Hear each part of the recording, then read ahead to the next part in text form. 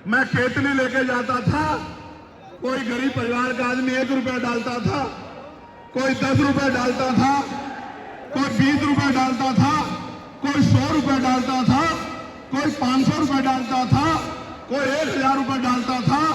लेकिन यहां तो इस देश में 1 रुपया भी भिखारी को देते हुए आदमी 4 बार सोचता है मेरा पैसा गलत जगह तो नहीं लग रहा, मेरा पैसा किसी गलत काम में तो नहीं लग रहा। लेकिन उन्होंने अपनी मेहनत की कमाई का 2-2, 4-4, 10-10, 20-20, 100-100, 1000-1000 रुपए देते हुए उनके दिल में क्या इच्छा रही होगी कि भाई ये मूवमेंट चलनी चाहिए, ये मूवमेंट आगे बढ़नी चाहिए, बाबा साहब अम्बेडकर, काशीराम जी के विचार आगे बढ़ने चाहिए। इसलिए हमें चंद्रशेखर आजाद को वोट और पैसे दोनों से ताकत देनी। कई जगहों से पैसे आए, नोट जब हाथ में पकड़ा तो मेरे आंखों से आंसुओं का सैलाब आ गया।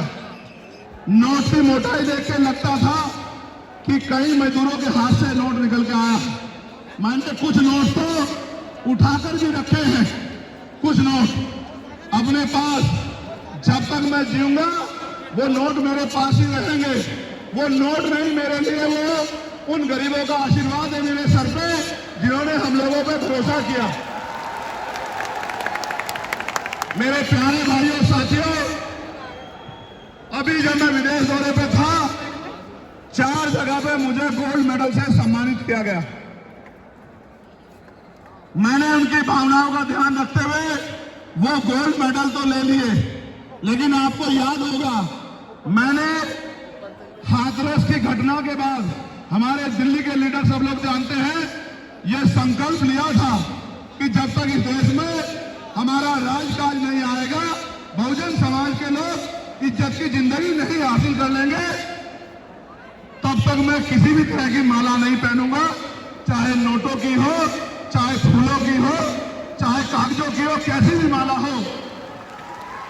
आज जब मैं यहां जाता हूं प्रदेश भर में, तो माला लेके स्वागत करता है। मैं आपसे भी हाथ जोड़ के यही कहता हूं कि मैं माला नहीं पहनता हूं।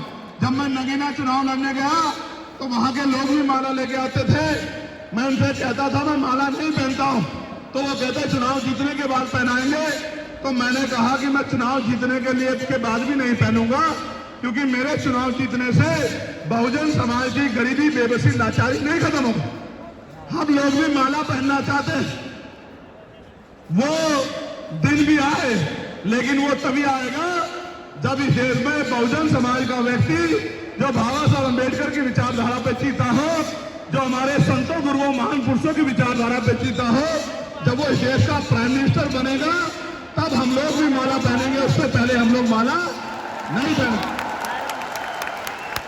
तो जब उन्होंने मुझे सोने के मेडल पहनाए, आज ये बात मैं वचन देख कर रहा हूं, मैंने वो मेडल हाथ जोड़ के वापस कर दिया और उनसे कहा कि जिनका मैं नेतृत्व कर रहा हूं, उनके पास तो खाने के लिए रोटी भी नहीं है, उनके पास तो पहनने के लिए अच्छे कपड़े भी नहीं है, उनके पास तो सर ढकने के लिए अच्छी छत भी नहीं है, उनके पास तो पहनने के लिए अच्छे जूते भी नहीं है, उनके बच्चों के पास तो इज्जत की जिंदगी, तन ढकने के लिए भी अच्छे कपड़े नहीं है। अगर उनका नेता सोने का मेडल पहन के घूमेगा, सोने की अंगूठियां पहन के घूमेगा, तो उनके मन में ये पीड़ा ना पैदा हो जाए कि अब ये हमारा नेता नहीं रहा है, तो मैं इन मेडल्स को नहीं ले सकता हूं, मैंने वापस कर दिए। आज मैं आपसे कह रहा हूं, जिस दिन आपने देख लिया कि चंद्रशेखर आजाद सोने की चैन पहन के, गले में सोने की चैन पहन के, मेडल पहन के, सोने की घड़ी पहन के, सोने की अंगूठियां पहन के घूमने लगा है, आप समझ लेना आपका नेता बिक गया है, वो आपका नेता नहीं रहा, अब वो मनवालों का हो गया है। क्योंकि सच तो ये है कि जैसी जिंदगी आप जी रहे हैं, हमारे महापुरुषों ने, जिन्होंने आंदोलन चलाया, आपकी जैसी जिंदगी जी। मैं वचन देके कहता हूं, फिर आपसे कह रहा हूं, आज फिर कह रहा हूं बहादुर साथियों, हालात आपको लगे तो आप ये समझ लेना कि आपका नेता डर गया है या आपका नेता बिक गया है। उस दिन आप मेरा सार्वजनिक रूप से विरोध करने लग जाना, लेकिन अभी इस आंदोलन को आगे बढ़ाने के लिए आपको भी मेरी तरह दिन रात संघर्ष करना चाहिए। अभी हरियाणा और जम्मू के चुनाव हैं। मैं हरियाणा से आए साथियों से कहना चाहता हूं, बहुत सारी बातें आपके कानों में डाली जाएंगी। आप ये देखो, ये पार्टियां जो जिनको हमारे लोग सत्ता देना चाहते हैं, 2018 में राजस्थान मध्य प्रदेश में कांग्रेस की सरकार बनी थी। कांग्रेस के लोग अपने 20 एमएलए को तोड़ के भारतीय जनता पार्टी में चले गए, उनकी सरकार बन गई। उनके लोगों ने उनको राजनीतिक सत्ता को समझते हुए एक्सेप्ट कर लिया।